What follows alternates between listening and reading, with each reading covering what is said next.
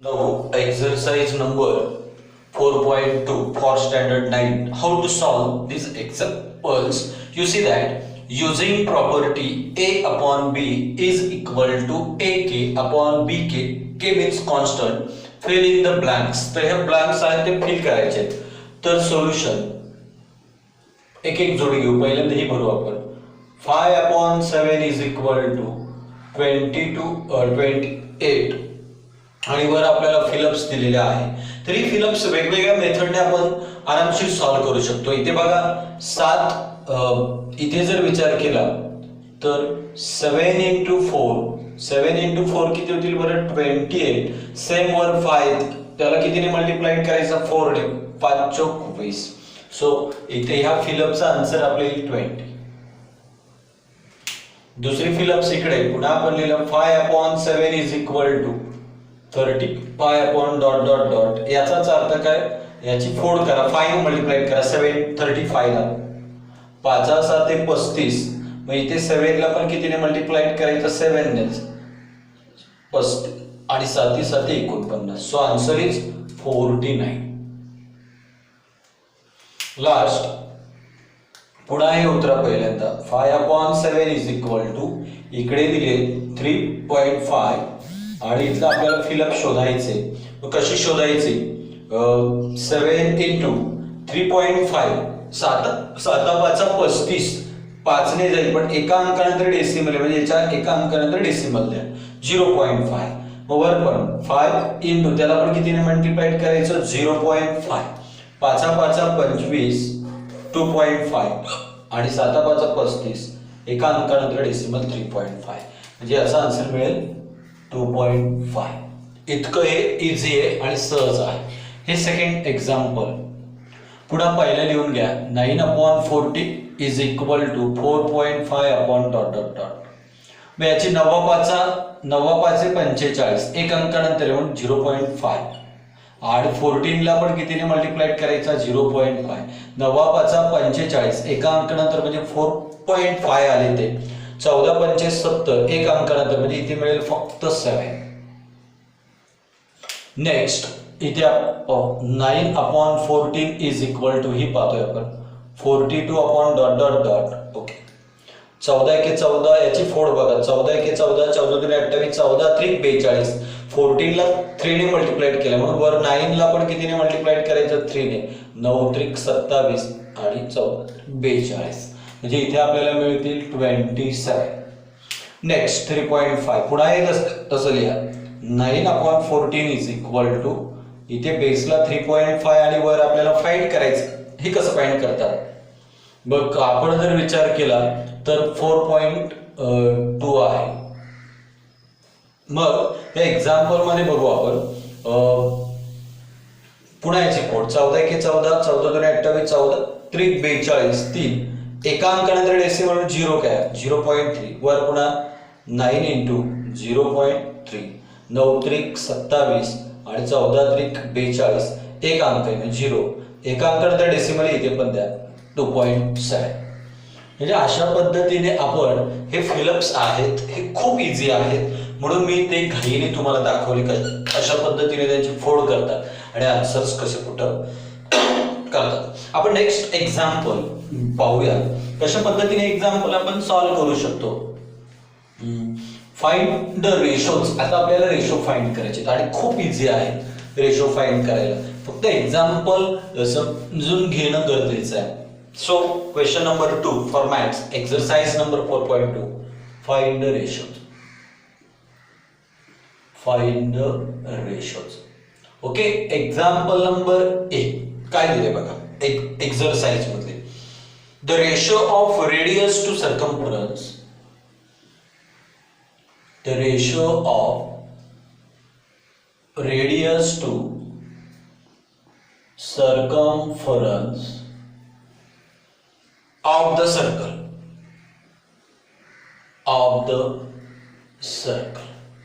मग एक्झाम्पल कसं सॉल्व करतात सोल्युशन कोणाचा रेशो ते लिहा पुन्हा द रेशो ऑफ दिलेलं कसं आहे तसं लिहायचं आपल्याला द रेशो ऑफ कोणाचं radius to circumference of the circle is equal to ratio म्हणजे भागाकार कोणाचा आहे द रेशो ऑफ पहिला घटक कोण येते रेडियस रेडियस कुठल्या लेटरने राईट करतो आपण आर टू सर्कम्फरन्स दुसरा घटक आहे सर्कम्फरन्स सर्कम्फरन्सचा फॉर्म्युला तुम्हाला माहिती आहे 2 पाय आर मग कोण कोण गेला हा आर गेला हा आर वर कोण नाही वर असेल 1 आणि खाली 2 पाय देअरफॉर द रेशो इज किती आलं 1:2 पाय is the final answer okay example be the ratio of circumference of circle the ratio of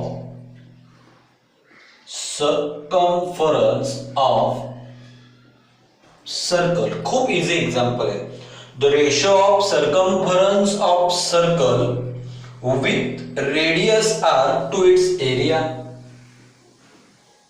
with radius r to its area मग कसं सॉल्व करतोय आपण द सोल्युशन मग बघा आता कसं कोणाकोणाचे दिले कोणाचे द रेशो ऑफ कोण कुठला घटक आहे कोणाचा रेशो आहे circumference the ratio of circumference of circle कोणाबरोबर विथ रेडियस त्याची रेडियस किती दिली बरं R two its area is equal to ready मग इथे पहिला कोणाचा रेशो आहे द रेशो ऑफ सर्कम्फरन्स आणि दुसरा घटक काय बरं एरिया कोणाचे आहेत सर्कल मग फॉर्म्युले तुमचे पाठ पाहिजेत रेशो ऑफ सर्कम्फरन्सचा फॉर्म्युला 2 पाय आर आणि एरियाचा फॉर्म्युला पाय आर स्क्वेअर हा पाय गेला हा गेला इथला आर गेला इथे 2 होते इथे एकच राहिला म्हणजे खाली एक आर राहिला आणि वर राहिले फक्त 2 therefore the ratio is 2:r तर रेशो काय बरं 2:r हा आपला फायनल रेशो आहे तर अशा पद्धतीने एक्झाम्पल फर्स्ट सेकंड आपण थर्ड एक्झाम्पल बघू the ratio of diagonal of square the ratio of diagonal of square two it's side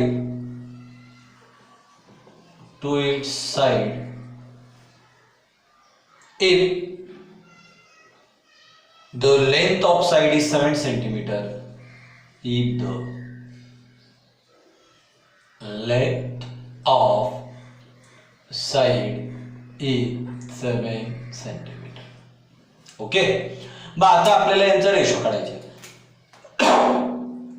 solution the diagonal of square मी एक स्क्वेअर काढतोय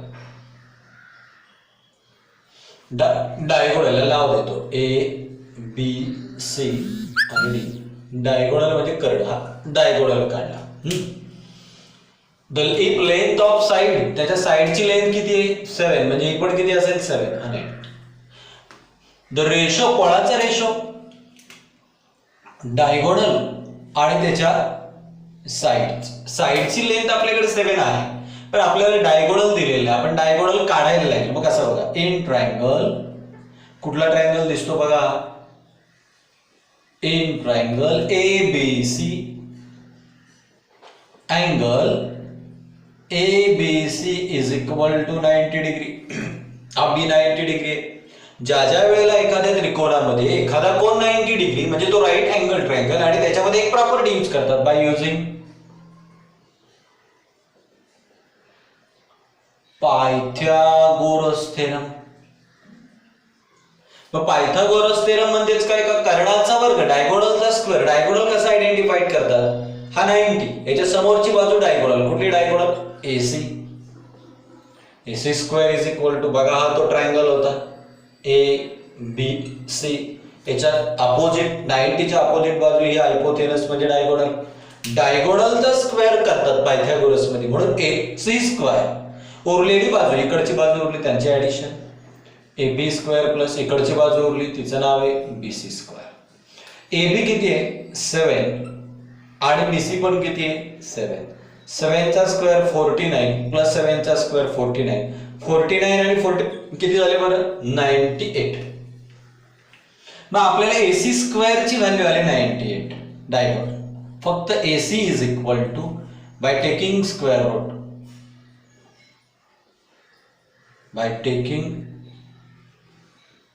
square root on both sides. दोन्ही बाजूला इथे AC square route घेतला, इथे राहील फक्त AC आणि इथे 98 स्क्वेअर रूट मध्ये.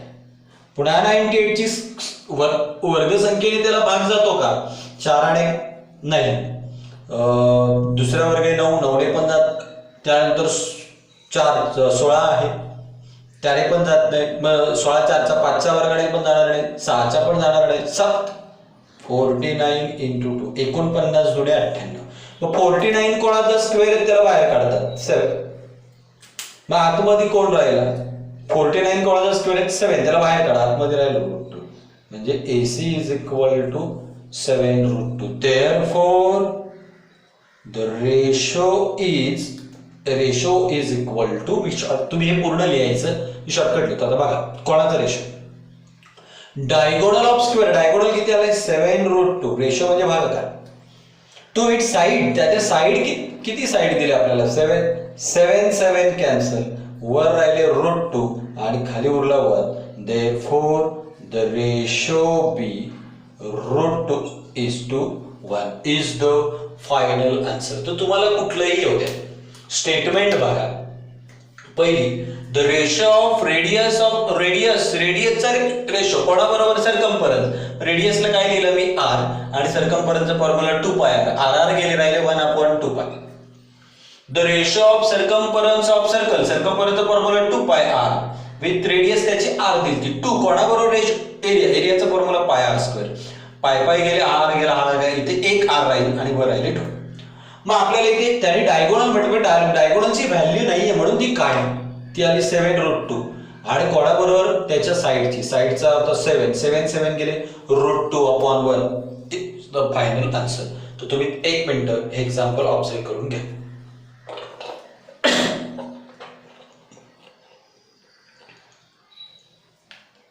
आपण आता पुढचे नेक्स्ट एक्झाम्पल पाहू कशा पद्धतीने सॉल्व्ह केलेले. खूप सिंपल एक्झरसाइज आहे, व्यवस्थित लक्ष दिलं तर तुम्हाला सगळे एक्झाम्पल्स सॉल्व्ह करता येतील. आपण तिसरं टॉपिक आहे याच्यामधला तो टॉपिक आपण पाहू कशा पद्धतीने सॉल्व्ह करतात हा टॉपिक आणि त्याची आपण माहिती मिळू. खूप सिंपल आहे त्यामुळे जरा फास्ट मध्ये घेतोय. कंपेअर द फॉलोइंग, तुलना करा.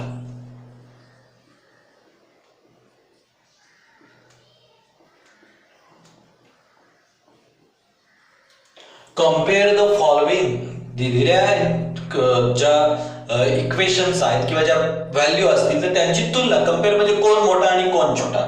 एक एक्झाम्पल बघू आपण. √5/3 and 3/√7 कसं सॉल्व्ह करतात. सोल्युशन पहिल्यांदा दिलेले लिहून घ्या. काय दिले व्हॅल्यू √5/3 आणि दुसरी दिले 3/√7 कंसामध्ये लिहा गिवन दिले पार्ट. मग अशा वेळेला क्रॉस मल्टिप्लिकेशन, या दोघांचं मल्टिप्लिकेशन होईल. कोण कोण आहे √5 त्याला क्रॉस कोण आहे √7 इज इक्वल टू दोघेही वर्गमुळामध्ये स्क्वेअर रूट मध्ये square root 5 × 7 5 7 35 in square root 35. आता या दोघांचा क्रॉस करा 3 × 3 इज इक्वल टू 9. पण हे स्क्वेअर रूट मध्ये आणि हे स्क्वेअर रूट मध्ये नाही, दोघांना सेम करा. 35 कोणाचा स्क्वेअर आहे का तर नाही. मग आता 9 कोणाचा स्क्वेअर होता त्याला टाका 81. 9 चा स्क्वेअर काय बरं 81 आणि 81 स्क्वेअर रूट मध्ये 81 कोणाचा स्क्वेअर आहे 9 म्हणजे याला कन्व्हर्ट केलं. मग दोन्ही पण लिहून टाका. Therefore 35 and √81 कोण मोठे √81. 81 म्हणजे 3 × 3 सेकंडला आपण मल्टिप्लाय केलं म्हणजे therefore √5/3 इज ग्रेटर दॅन, याच्यापेक्षा कोण मोठा आहे 3√7. अशा पद्धतीने हे आपल्याला फायनल आन्सर मिळेल. सोपं आहे. कसं केलं बघा, पहिल्यांदा लिहा क्रॉस √5 × √7, रूट टाकला, दोघांमध्ये रूट एक कॉमन रूट लिहिला, 5 × 7 35, 3 × 3 आता दुसरा टप्पा आला, हा 3 × 3 9, पण आपल्याला दोन्ही सिमिलर पाहिजेत, हा स्क्वेअर रूट मध्ये याला पण स्क्वेअर रूट मध्ये पण 9 चा स्क्वेअर काय तर 81 आणि 81 चा स्क्वेअर रूट काय नाही, म्हणून स्क्वेअर रूट मध्ये 81 टाकलं. तुम्हाला इथं स्पष्ट दिसतंय 81 मोठे का 35 फायनल हे मोठे. दुसरं example 3√5 upon 5√7 and √63 upon n square root 125. खूप मोठं एक्झाम्पल वाटतंय, घाबरायचं नाही. सोल्युशन पहिला टप्पा आहे तसा लिहा 3√5 upon 5√7 √63 upon n square root 125. काय गिव्हन हे आपल्याला दिलेले आहे. मग आता काय करणार तुम्ही, क्रॉस, कोणामध्ये क्रॉस होईल या दोघांमध्ये. मग कोण कोण आहेत, 3√5 into n square root 125 is equal to. मग आता 3 बाहेर आहे, 3 into स्क्वेअर रूट मध्ये कोण कोण आहेत ते लिहा. कोण आहेत दोघे, 5 into √125, 3 into its square root. बघा कसं केलंय, 3√5 into 125 क्रॉस केला, गुणाकार या दोघांचा, 3√5 125 रूट आणि रूट कॉमन आहे म्हणजे एकदाच लिहिला, आणि आतमध्ये 5 into 125, 125 into 5 625 होती. 3 to कोणाचा स्क्वेअर आहे रे, 625, 25चा 25 त्रिक 75. हे झालं फायनल त्याचं मल्टिप्लिकेशन. दुसरं बघू, या दोघांचा क्रॉस करू, कोण कोण आहे, 5√7 into त्यानंतर √63. कसं करायचं, 5 बाहेर ते लिहा, आतमध्ये रूट कॉमन, एकच रूट काढा, कोण आहे 7 into 63 म्हणजे 63 into 7, 7 त्रिक 21, 2 7 सकम 42, 43 44, म्हणजे 5 into याचा आन्सर आलं 441. मग तुम्हाला माहिती आहे 5 into 441 कोणाचा स्क्वेअर आहे 21. 21 गुणिले 5 करा बरं, 21 गुणिले 5, 21 1 21, 21 2 42, 21 3 63, 21 4 84, 21 5 105. मग आता दोन्ही लिहा उत्तर. देअरफॉर पहिला आला होता 75 आणि 105, कोण मोठा आहे 105. मग कोण मोठा आहे, देअरफॉर पुढे लिहा सगळं कडे 3 into √5 upon 5 into √7 √63 upon n square root 125. मग बघा या दोघांचा गुणाकार 3√5 आणि 125, √125 त्याचा आला 75 आणि √63 आणि 5√7 या दोघांचा आला होता 105. 105 मोठे आहेत म्हणजे हे मोठे 5 हे मोठे आहेत. अशा पद्धतीने हे आन्सर पण खूप सिंपल पद्धतीने आपलं क्लिअर झालेलं आहे. ओके, अजून याच्यामधलं एक तिसरं एक्झाम्पल आपण बघू.